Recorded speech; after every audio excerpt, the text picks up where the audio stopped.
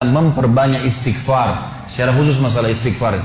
Karena ada sebuah hadis Nabi SAW yang berbunyi, bisa saja rezeki seorang hamba tertahan, ya, ditahan oleh Allah, belum dikasih, ditahan dulu karena dosa yang dia lakukan. Karena dosa yang dia lakukan. Jadi dosa itu bisa menahan. Bisa saja kita mau coba masuk proyek gagal, coba istighfar kepada Allah SWT. Kan?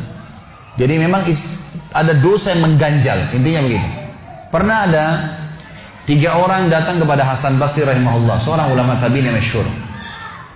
Datang 3 orang ini, dan Hasan Basri ini juga terkenal dengan kesolehannya.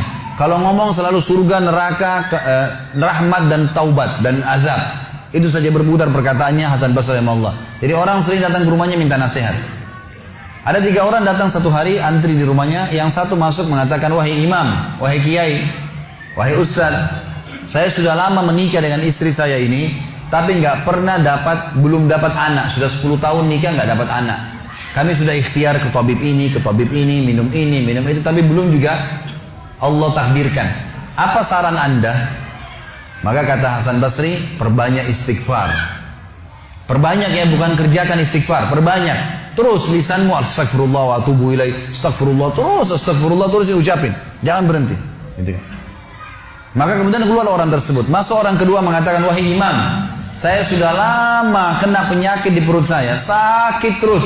Kalau sakit saya sampai nggak bisa tahan, rasanya pengen mati saja kena sakitnya. Sudah coba berobat ke sana sini nggak sembuh-sembuh. Apa saran anda? Kata Hasan Basri, perbanyak istighfar. Perbanyak istighfar. Amalin, pulang. Datang orang ketiga mengatakan, wahai imam, saya sudah lama bekerja banting tulang. Mayoritas waktu saya sehari kerja keras, tapi saya tidak pernah kaya seperti fulan. Ditunjuk orang kaya di kota itu, di kota Basra, di Irak. Apa saran anda? Kata Hasan Basri, perbanyak istighfar. Pulanglah 3 orang ini. Lalu kemudian istri Hasan Basri bertanya, wahai suamiku, ketiga orang ini tadi butuh satu mungkin dikasih modal, mungkin satu ditunjukkan tabib yang tepat, mungkin obat. Kenapa anda cuma suruh istighfar saja? Kenapa enggak istighfar diikutin dengan yang lainnya? Dikasih modal, dikasih obat.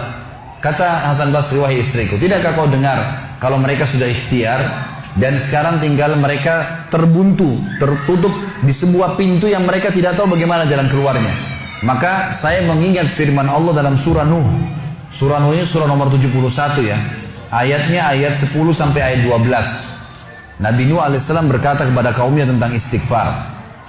Surah Nuh surah nomor 71 ayat 7 ayat 10 sampai ayat 12. A'udzubillahi minasyaitonirrajim, faqultu astaghfiru rabbakum innahu kana ghaffara yursilis samaa 'alaikum midrara wa yumdidkum bi amwalin wa banin wa yaj'al lakum jannatin wa yaj'al lakum anhara.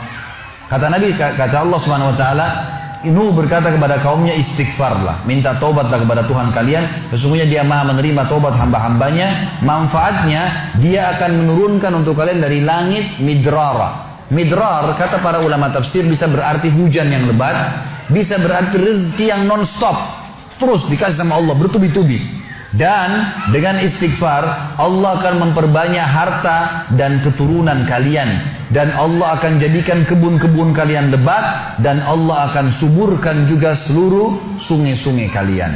Jadi di sini manfaat daripada istighfar. Ada kisah yang lain teman-teman sekalian, kisah Imam Ahmad rahimahullah. Imam Ahmad rahimahullah dari 4 mazhab tadi, Abu Hanifah, Malik, Syafi'i dan Ahmad. Ahmad bin Hanbal muridnya Imam Syafi'i. Mazhab yang keempat. Imam Ahmad rahimahullah di akhir hidup beliau ulama besar hadis. Di akhir hidup beliau pernah terlintas di benaknya untuk mendatangi sebuah kota di Irak. Kenapa ke sana nggak tahu. Pokoknya pengen ke sana gitu. Imam Ahmad pergi ke sana. Tiba di kota itu, tapi saya tidak temukan dalam riwayat ini kota apa yang dimaksud. Tiba di kota itu, Imam Ahmad tiba azan maghrib. Lihat masjid, ada satu masjid, masuk masjid itu sholat berjamaah. Orang nggak tahu dia, karena zaman dulu orang tidak ada foto, tidak tahu lihat bagaimana wajah siapa orang ini, nggak kenal.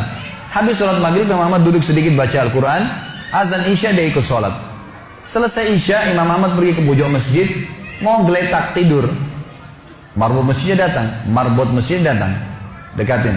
Wahai syekh. Syekh ini dalam bahasa Arab 3 artinya. Bisa hal dari 3. Bisa orang tua, syekh.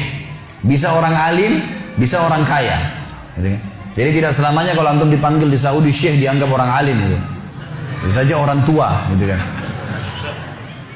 Dipanggil, hai Syekh, orang tua maksudnya. Ngapain anda di sini? Kata Imam Ahmad, saya musafir, nggak kenal orang siapapun di kota ini. Besok pagi saya mau pergi, nggak ada tempat nginap, saya mau nginap di sini. Karena zaman dulu nggak ada penginapan-penginapan kayak kita sekarang, banyak hotel segala gitu. Kata marbotnya nggak bisa, masjid nggak boleh tidur. Kata Imam Ahmad, saya didorong-dorong keluar dari masjid. Orang ini nggak tahu kalau ini Imam Ahmad, kalau tahu mungkin diundang ke rumahnya. Tapi ini marbot, masya Allah, istiqamah nih gitu. Keluar dari masjid, ditutup pintu masjid sama dia. Imam Ahmad lihat orang yang sudah pergi, Imam Ahmad lihat ada teras masjid, tidur di teras masjid. Balik lagi marbotnya. Wahai Syekh, ngapain sini? Musafir, mau tidur, nggak ada tempat nginap. Nggak bisa Syekh. Teras pun nggak boleh, peraturan. Ini saya bilang tadi istiqomah luar biasa nih. Imam Ahmad bilang saya didorong-dorong ke jalanan, dorong ke jalanan. Waktu saya lagi didorong ke jalanan, ternyata masjid bersebelahan dengan kios penjual roti. Ada satu orang penjual roti di sebelah masjid. Lalu dia mengatakan, Syekh, dipanggil Imam Ahmad, silakan ke tempat saya. Imam Ahmad pun datang. Dia bilang, saya punya rumah tidak jauh dari sini, ini kios saya, ada ruangan tempat tidur saya. Silakan anda pakai nginap, besok anda mau pulang silakan. Kata Imam Ahmad menceritakan tentang keadaan dia dengan penjual roti ini. Dia bilang ada satu perilaku penjual roti ini yang unik. Imam Ahmad tertarik dengan itu.